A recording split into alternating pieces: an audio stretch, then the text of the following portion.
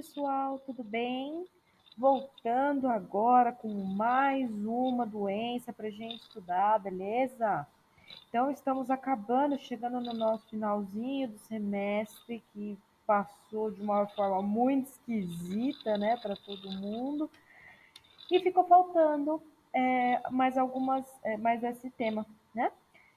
Que é doença de Lyme, uma doença extremamente importante para a gente estudar.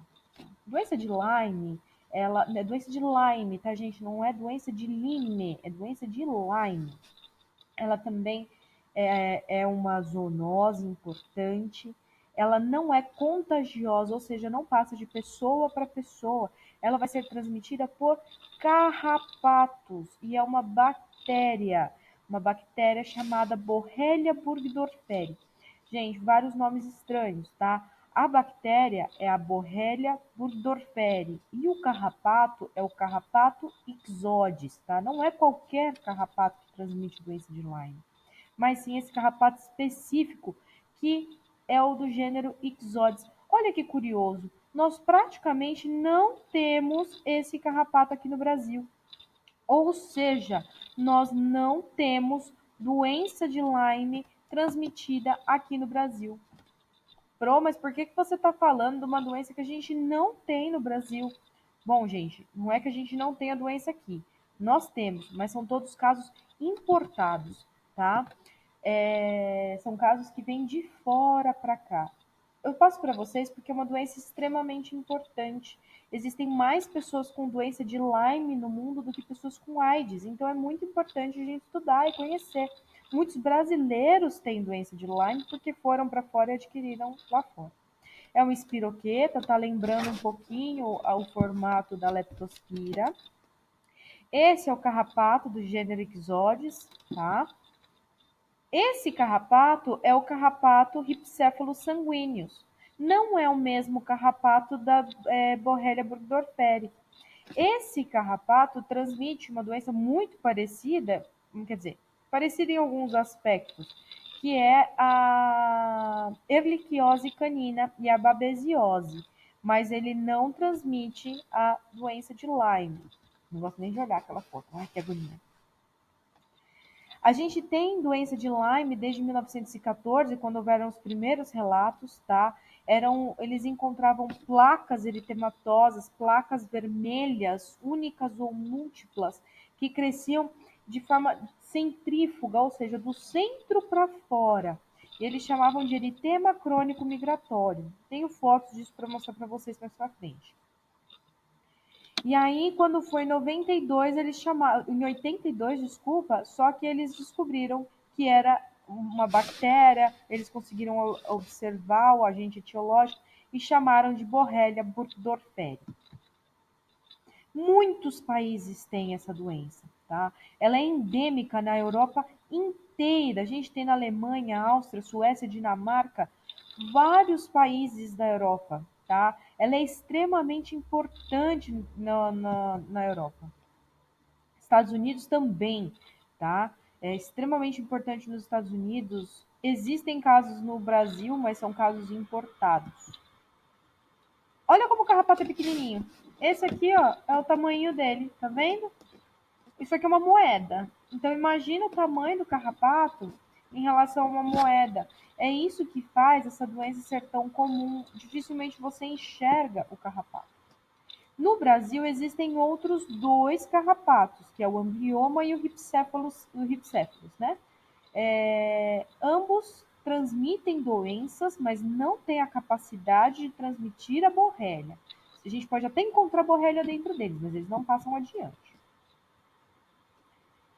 Nos Estados Unidos, os principais reservatórios são cervos e camundongos, mas também são encontrados em gado, caprino, cães. Então, eles têm um problema muito sério, Estados Unidos e Europa, em hotéis que permitem a hospedagem também dos animais de companhia, de cães. Eles têm problemas sérios com ectoparasitas. Europa tem muito percevejo e carrapato, tá? Você às vezes paga um hotel 4 estrelas e tem carrapato na cama. Ó, que delícia. Mochileiros tem muito carrapato quando fica naqueles hostels. Eles pegam bastante carrapato. E são as pessoas que mais têm doença de Lyme. Não vamos falar muito para não confundir a cabeça de vocês, tá? Mas existe pessoas com doença de Lyme no Brasil, mas são todos casos importados, pessoas que foram para fora e voltaram com doença de Lyme. Um carrapato, ele pode variar aí, viver aí por volta de 3 anos, tá? De 1 a 3 anos, e em qualquer estágio da sua vida ele pode transmitir a doença, o que faz ele ser um excelente transmissor.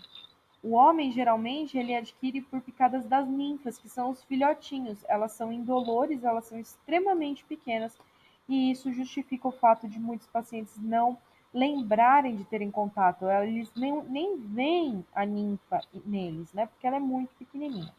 Só que estima-se que para a pessoa adquirir a doença de Lyme, ela tem que ficar com o carrapato fixado nela por pelo menos 12 horas. Pelo fato da ninfa ser muito pequenininha, isso é muito fácil de acontecer. Lembrando que carrapatos gostam de áreas quentes do nosso corpo, então axilas, couro cabeludo, virilha, né? Então imagina um carrapato daquele tamanho, muito pequenininho, no couro cabeludo. Você demora até para encontrar, né? A gente não fica olhando centímetro por centímetro do nosso couro cabeludo num período de 12 horas, né? A cada 10 horas, sei lá. Bom, essa doença ela vai ser dividida em 3 fases: uma fase aguda, uma fase um pouco mais crônica e uma bem crônica, tá? Vamos lá. Na primeira fase, a gente vai ter manchas eritematosas, tá? Que vão aparecer de 2 a 30 dias depois da contaminação. No segundo estágio, a gente já vai ter dores articulares, neurológicas, cardíacas e oftalmológicas, que vai durar aí 1 a 4 meses depois da infecção. E o terceiro estágio é um quadro crônico, que não tem cura. Eles vão ser quadros neurológicos, oftálmicos, cutâneos, tá? E vão perdurar aí por anos depois da infecção. Bom, primeiro são as manchas eritematosas, que vão aumentando de tamanho do centro para fora. Elas podem ser únicas ou podem ser múltiplas. E pode apresentar em qualquer fase do corpo. Isso aqui é um calcanhar, tá? Aqui vocês veem uma mancha. Tem fotos melhores do que essa mais para frente, tá? Mas vocês veem uma mancha na pele da pessoa. Esse é o primeiro sintoma. E é dolorosa muitas vezes. Ainda podem ter alterações sistêmicas, como dores no corpo, aumento do baço, meningite, dores articulares, etc. Aqui, ó, que interessante. Ó. Isso aqui é a mancha. Aqui já é depois do tratamento, ó, já é depois de 15 dias com o tratamento. Ó, uma mancha de aspecto circular, uma placa. O comprometimento cardíaco vai acontecer em até 10% dos casos, tá? O neurológico em até 25% dos casos, ou seja, até 1/4 das pessoas infectadas vão ter alterações neurológicas. E são terríveis, tá, gente? A pessoa, de repente, acorda e ela tá cega. Ela não sabe mais falar, ela não sabe mais andar, ela não consegue conectar mais as palavras. N tipos de alterações neurológicas com a doença de Lyme. E 1/4 das pessoas vão apresentar esse sintoma. Em aula, às vezes, eu mostro uma moça brasileira que adquiriu a doença na Alemanha e ela, por vezes, ela acorda, ela não sabe mais escovar os dentes, não sabe falar. Depois ela começa a tratar e aí ela melhora um pouco. Mas ela tem esses quadros onde ela tem ausências, ela não sabe mais conectar as palavras. E assim, a gente está falando de uma moça de 40 e poucos anos, engenheira, que viajava a trabalho, ia para a Alemanha, ia para todos os lugares, de repente, com 40 e poucos anos, ela não sabe mais se comunicar. Olha que absurdo, né? Depois ela melhora um pouco, mas aí depois ela tem outra recaída e já não sabe escovar os dentes, ou não sabe andar, por exemplo. Ela fala que ela não consegue, tem dias que ela não sabe como que lava uma louça. É bem triste, tá? É uma doença bem grave. Alguns vão apresentar comprometimento de nervos cranianos, então vão ter paralisia de face, tá? De olhos, etc. Bem triste essa doença, viu? Bem triste. Aqui, ó, falei que eu tinha fotos melhores, olha só que interessante. Quando a gente fala que é uma doença que vai causar manchas em formato de alvo. Olha só o carrapato fixado e o formato de alvo. Olha que interessante. Aqui é uma placa única, aqui é uma placa única e aqui são placas múltiplas, olha só. Tá vendo? Ó, bem interessante, né? Ó, ok? Ó. Os casos crônicos, tá? Eles vão ser encefalites multifocais, ou seja, inflamação do cérebro em diversos pontos, como se fosse uma esclerose múltipla, tá? E aí também uma série de alterações, desde nervo óptico, oftalmológicas, locomotoras, etc. O diagnóstico é laboratorial, tá? Vai fazer ou sorologia, ou PCR, ou cultura, tá?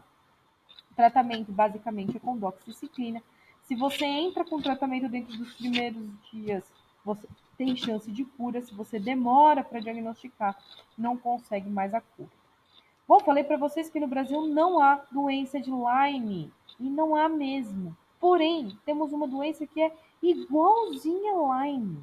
E tem um cara na USP chamado Yoshinari, ele dedicou a vida inteira dele tentando provar que existe Lyme no Brasil, que existe transmissão, porque existe uma doença, gente, que é igualzinho Lyme. Ela tem cheiro de Lyme, cor de Lyme, cara de Lyme. Tudo é igualzinho Lyme, mas a hora que procura a bactéria não encontra. Então existe alguma outra bactéria que provoca sintomas exatamente iguais e eles ainda não sabem. Ou ela está escondida em algum lugar, ou eles não sabem. Então a gente chama de síndrome de Budd-Yoshinari ou síndrome de Lyme-like, que é uma doença semelhante a Lyme, mas não é Lyme. Estranho, né? Também não sei explicar. Na verdade, esse cara, ele existe ainda, tá? Esse professor Yoshinari, ele tá lá na USP, ele tá estudando, ele é japonês, trabalha aqui no Brasil estudando a doença de Lyme. Ele é médico humano e foi estudar veterinária para complementar. Então, ele é médico, ele é veterinário e é um monte de coisa. Lyme, gente, é uma doença que famoso adora ter, tá? Avril Lavigne tem Lyme, ela fala que ela achou que ela fosse morrer. É uma doença que ela causa depressão. Um dos sintomas neurológicos que a doença causa é depressão, tá? Existe até mudança comportamental, tá? A mudança comportamental ela é muito importante na doença de Lyme. Tem até uma teoria da conspiração que dizem que a Avril Lavigne eu sou bem da fase Avril Lavigne, ela pegou bem a minha adolescência, escutava horrores.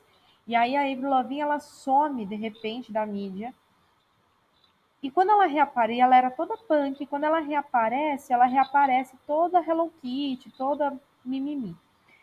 Existe uma teoria que substituíram a Avril Lavigne, né? Que trocaram ela, que ela morreu, porque ela ficou internada, muitos meses internada. E aí lançaram a teoria de que nessa internação ela morreu e substituíram ela por uma pessoa igualzinha. Na verdade, ela ficou internada por Lyme e essa alteração comportamental ela é sintomatológica, possivelmente, tá? Não sei também o que acontecia na vida dela, o que fez ela mudar, mas bate as informações da doença de Lyme com essa alteração comportamental. Então, ela pode sim ter mudado mesmo, e não é teoria da conspiração. Ela não morreu, né? Eu não acho que ela morreu e substituíram, não. Thalia, Maria do Bairro, também tem Lyme, tá? Esse daqui também, Alec Baldwin, também tem Lyme. Uma das gêmeas Olsen, aquelas que tem duas iguais, lembra? Elas eram pequenininhas, faziam seriados aí na TV, no SBT. Uma delas também tem Lyme. Justin Bieber tem Lyme, né? Então tem muitas doenças aí pra gente estudar, certo, gente? Fiquem com Deus, espero que tenham gostado dessa nossa aula.